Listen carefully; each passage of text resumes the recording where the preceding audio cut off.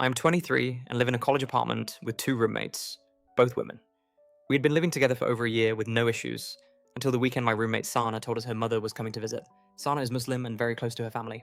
She warned us her mom is conservative and would disapprove of her living with male roommates, which is awkward because I live there. Sana asked if I could leave the apartment entirely for the day her mom was visiting and even find somewhere else to sleep overnight. I understood she was in a difficult position and that this was about appearances and avoiding family drama, but I was not comfortable packing up my life for a day.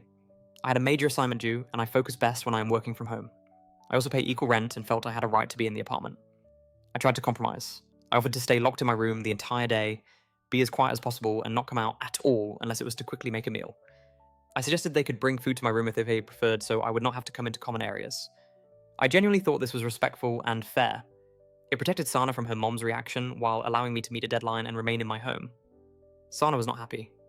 She insisted that I needed to be out of the apartment entirely because her mother would be upset and it would cause a lot of family drama if she discovered a man was living there.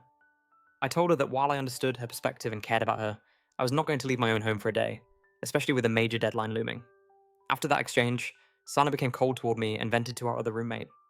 Our third roommate tried to stay neutral and said she saw both sides. I did not want to be difficult or disrespectful.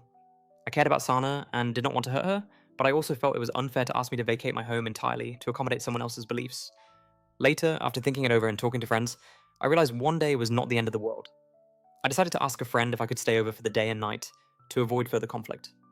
I also planned to speak to Sana properly about boundaries and encourage her to talk to her mother, so this kind of situation does not become a recurring expectation.